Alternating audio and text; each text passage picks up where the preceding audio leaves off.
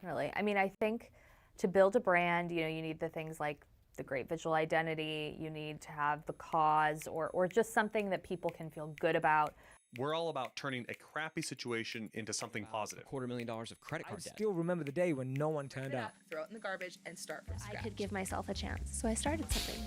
I mean, I think that counts as from poop to gold. This episode is brought to you by Divvy. Welcome back to From Poop to Gold. I'm Benton Crane, your co-host, and we're here in New York City at the headquarters of Adweek. I'm here with Diana Pearl. Welcome to the show, Diana. Thanks for having me. Now, Diana is the Deputy Brands Editor at Adweek. Yep. Tell us what that means, Diana. So basically, I'm sort of second in command, although right now we don't have a brands editor. So I on our brands team, which covers everything from retail to food and beverage and CPG to autos and travel. It's a really wide swath of just anything that's a brand. So we cover their marketing and advertising, but also their brand strategy and business and all that sort of thing. Now, the Super Bowl just wrapped up. Yep. It's got to be a busy time for you. Yeah, we always say the Super Bowl is our Super Bowl because obviously it's the biggest night of the year in advertising. Yep. So we start covering it back, honestly in November, covering what brands are advertising in the game, how long their spots are, what agencies they're working with, and then as you get closer to the game, covering the spots themselves. What was your favorite this year? I really love the Hyundai Smart Pack ad with the Boston accents. I'm not Mine from too. Boston, but I really thought it was funny and cute and just well done, but also did a good job of highlighting the product. And now I'll definitely remember that Hyundai has that cool parking feature. Yeah, I thought that one was fantastic. I feel like oftentimes, when we lean heavy into the branded side of advertising, sometimes we kind of ignore some of the educational pieces of it. And Hyundai really leaned in on making sure they were, both branding and educating at the same time. I thought they did a fantastic job. Totally. Yeah, I love that one. Okay. How did you end up in this position doing what you do? Yeah, I mean, it's kind of a funny story. I never thought I was going to be a business reporter ever. I went to Syracuse University for undergrad. I was a magazine journalism major there. So always knew I wanted to be a journalist and go into magazines. I was on my high school paper, that sort of thing. But I was always very interested in women's interest and more fashion-focused publications. So in college, I interned at Rachel Ray's magazine, which is a woman's lifestyle publication, and then at Marie Claire. And had a great relationship with my boss there, so continued freelancing for them my senior year of college, and then started working for them after graduation. But sort of as it goes in the industry, if there's not, they can't just, it's not like in business where they just hire a crop of 30 new people every year. It's really about, is there a head count, did someone leave, that sort of thing. So they didn't have the space to hire me on full time. So I went over to Elle and worked there as a full-time freelancer doing production, which isn't really a job that exists in journalism anymore. It's building stories in WordPress. And that was only for a few months. And then I did the same thing at Vogue for a little bit and then went to work at People, which was really my first full-time job, where I got health insurance, which was very important. That's a monumental moment, yeah, right? Yeah, it was exciting, especially after, 3 different full-time freelance jobs where you're going into the office, but not actually, you don't technically have a salary and you don't get the benefits, you don't pay vacation, that sort of thing. Just a gun for hire. Yeah, it was definitely a relief. And People was amazing. I was there for over 3 years. Honestly thought I was going to stay there for my entire career. But at a certain point you start getting a little restless. The company had also been through a big merger, so things were a little stalled in terms of promoting people and that sort of thing. So I just sort of started thinking, okay, what do I want my next step to be? And I had a good friend from Syracuse who worked at Adweek. And I saw a job that they had posted online, and she was like, I'm happy to pass along your name. And she's a close friend of mine, so, easy to vouch for me. And I was very comfortable, approaching her about it.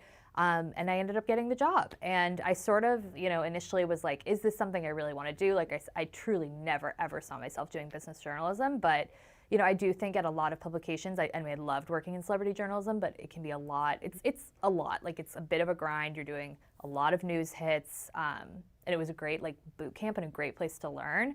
Just I kind of want to do more original reporting, more features, that sort of thing. And I saw an opportunity to do that here, and that's really what it's been. How has the learning curve been?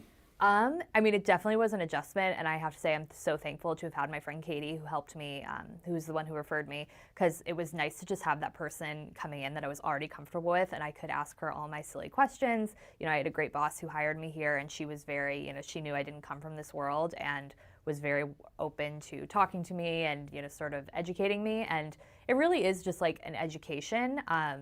You know, you just have to do a lot of reading and really like start keeping up with the news in this sector that I had honestly hadn't hugely kept up with before. Like I really didn't know a ton about advertising. And now I wouldn't say I'm, you know, an expert the way we had some people we have here who have been covering this for over a decade, but it's definitely a subject I feel like I know my way around now, especially the brand world. You know, I think about, we had a CMO summit this week with a bunch of top CMOs from all over the country. And I think like 2 years ago, I had no idea who any of these people are. And now I feel like I know every major CMO. You know, it's really just learning on the job and like embracing it, you know, so being open to learning, but also just by the nature of you're at your job from, you know, 9 to 5 or 9 to 6, whatever, every day, you're gonna learn, you're gonna pick up on it within time. Yeah, that makes perfect sense. What is your favorite part of the job? Oh.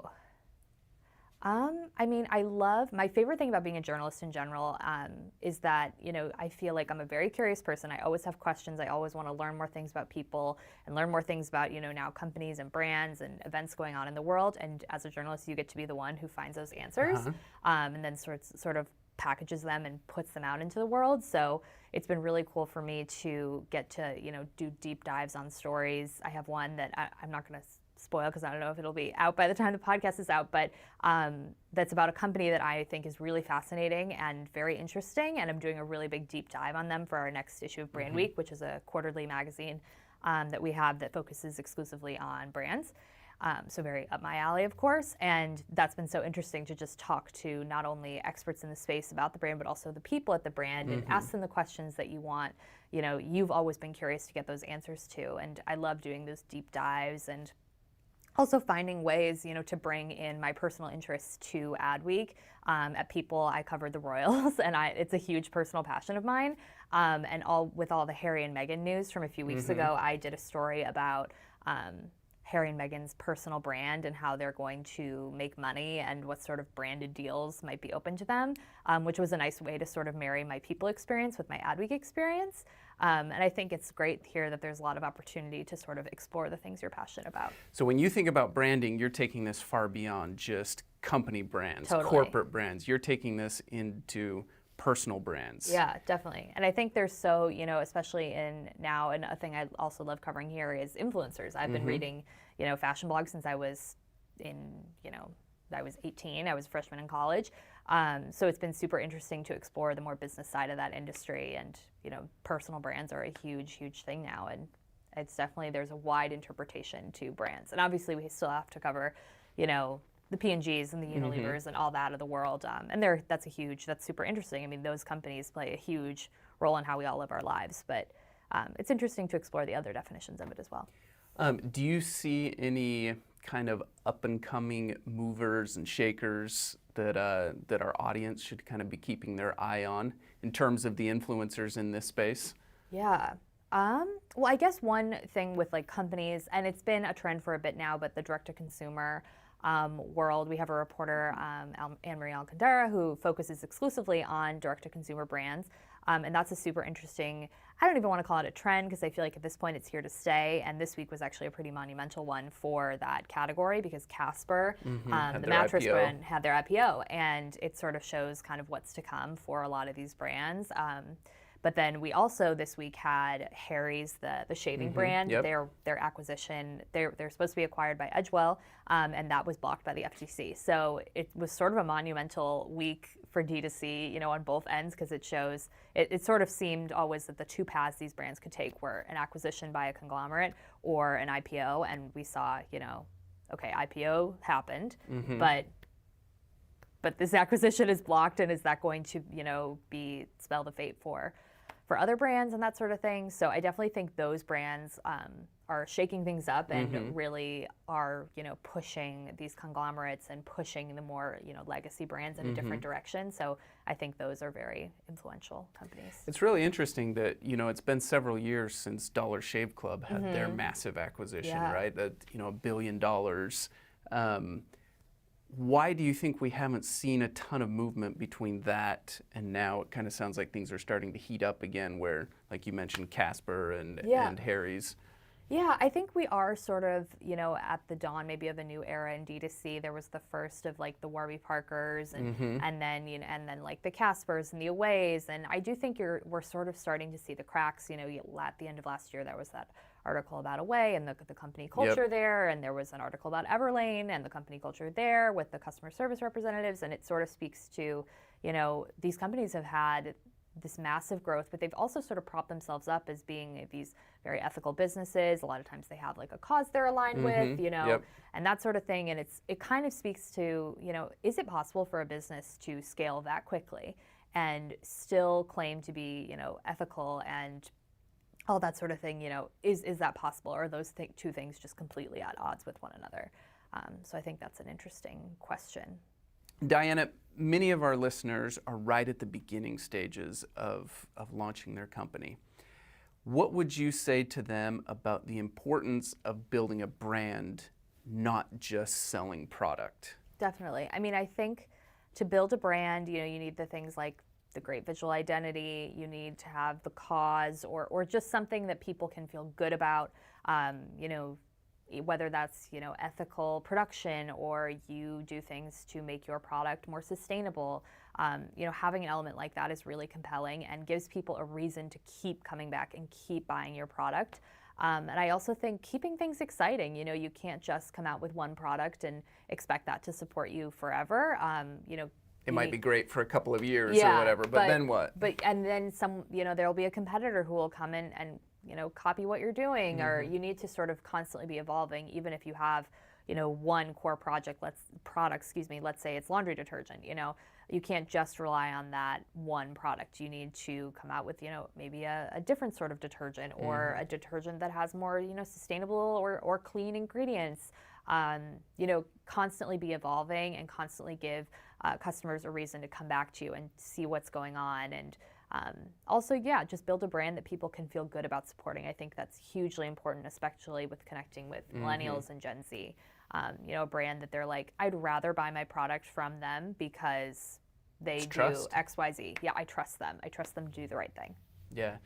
Anytime we talk about this, I can't help but think about the company Snuggie from, I don't know when it was, like early 2000s or late 90s, whenever it was. Yeah. They sold like $300 million worth of those stupid Snuggie blankets.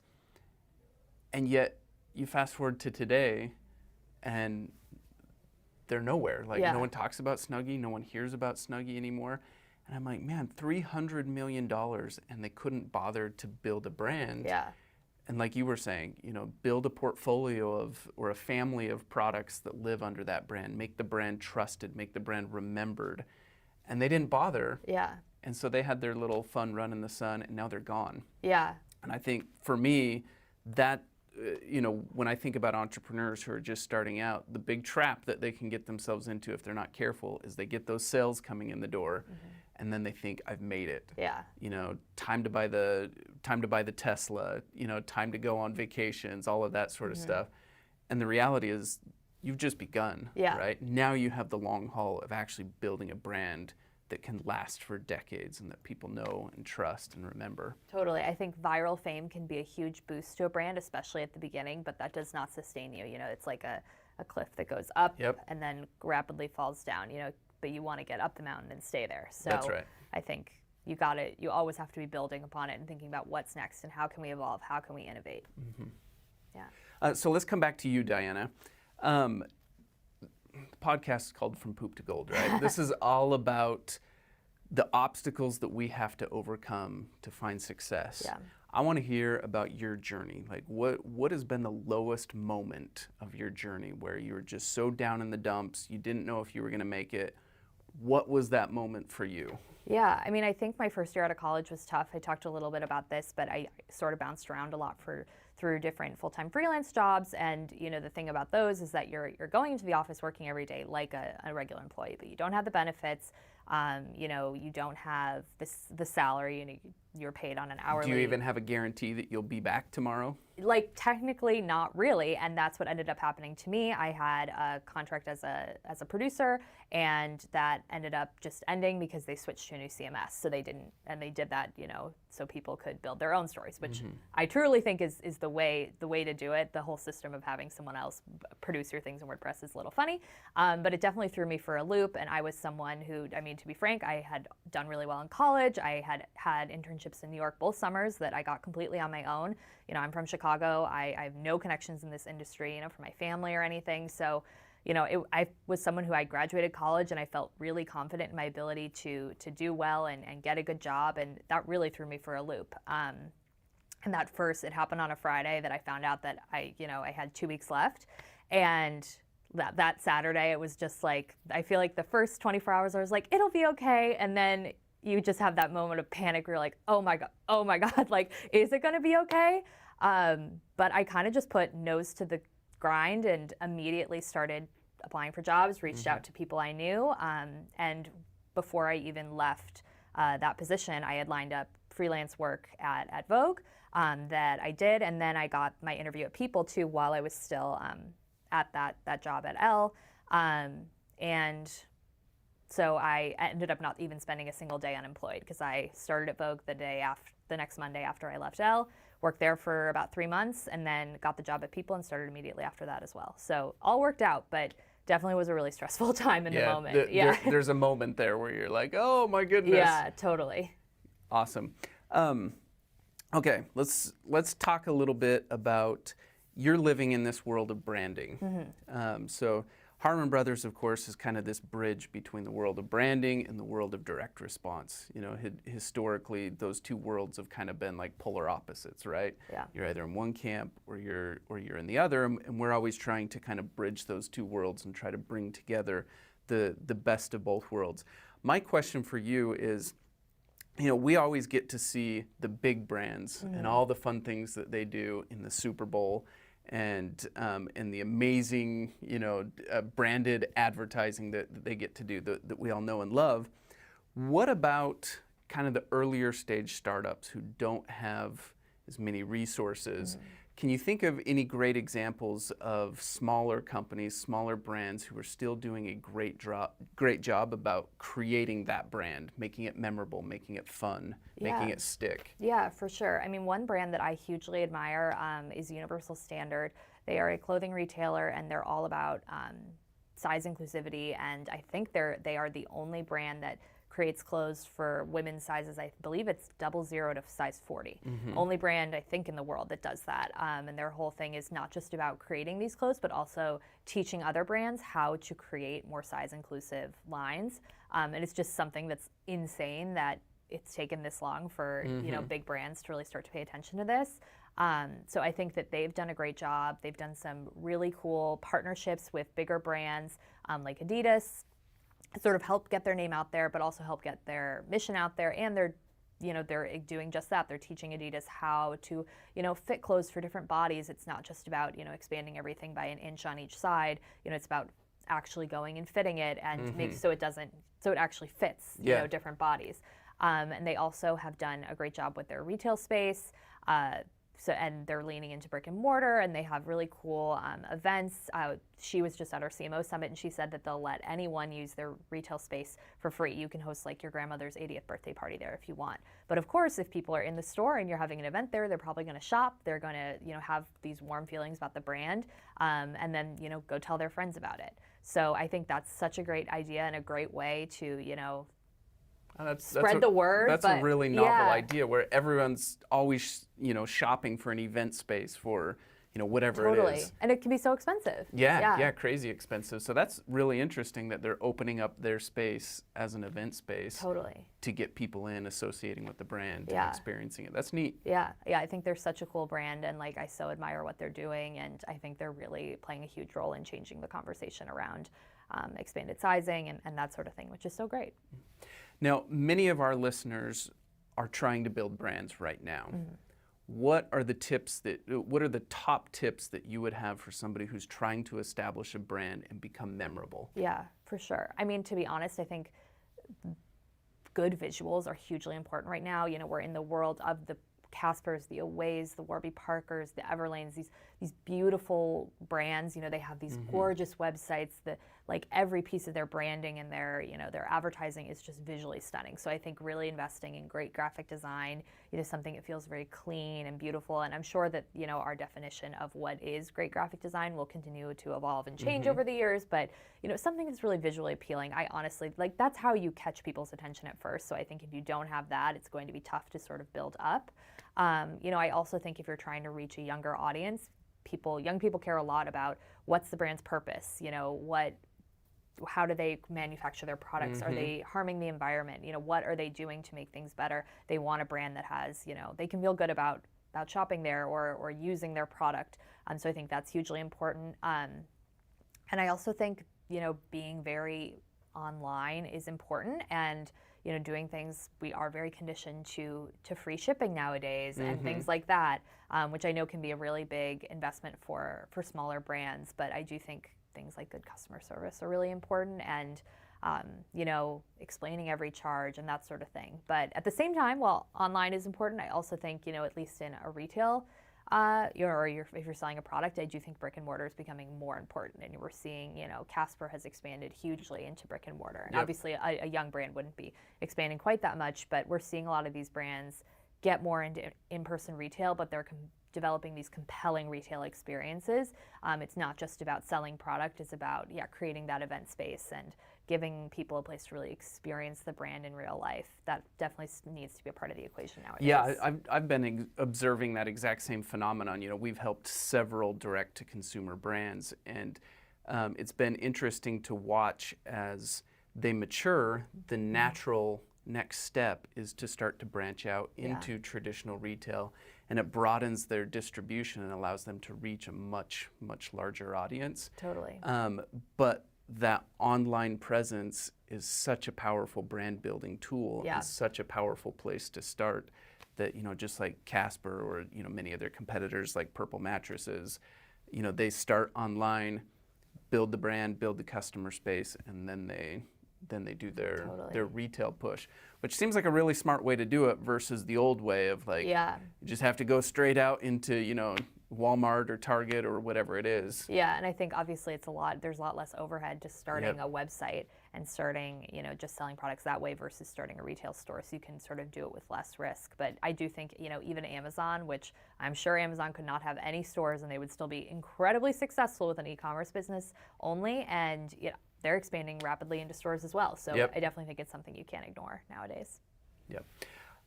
Okay, what about from a storytelling perspective? What tips would you have for our listeners who are trying to level up their storytelling game within their brand building efforts? Yeah, I mean, I kind of even go back to what I said before about asking questions. I think the best stories come from when you have a question you want to answer, and you sort of you find that answer and then package it in I don't know if I want to say attractive way, but in a compelling way, and tell that to people, you know, rather than just, you know, reporting, at least from, you know, a journalistic perspective, reporting out a press release. And obviously there's a place for, you know, that sort of breaking news. But I think the best stories come from, you know, there's something that excites you. What are the questions you have about it? Find the answers to those questions and put it together in a way that makes sense, in a way that, you know, sort of ties all those elements together. But I think questions and having interesting questions is the number one. Got it. It's been so fun to have you on the show, Diana. How can our listeners follow your work? Yeah, well, I'm at adweek.com, that's where you can read me and all my colleagues' work. And on Twitter, I'm Diana, D-I-A-N-A, Pearl, P-E-A-R-L _, and then on Instagram, it's Diana S. Pearl. Awesome. Yeah. Thanks again for joining us, Diana. Thanks for having me. Make sure to like, share, and subscribe. We'll see you on the next one. Thank you to our sponsor, Divvy. Divvy is a business credit card that's made a huge impact on Harmon Brothers. So in the past, we used to just use standard cards, and we'd give them to a few employees, and they'd go out and spend money. And then afterwards, we would find out how much they spent. Sometimes they stayed within budgets, other times they didn't. But with Divvy, it's a little bit different. We issue those cards to our employees, and we can manage before the money is spent exactly what their budget is for any given project. So with Divvy, it's different. Divvy gives you the controls before the money is spent instead of just looking at the damage after the fact.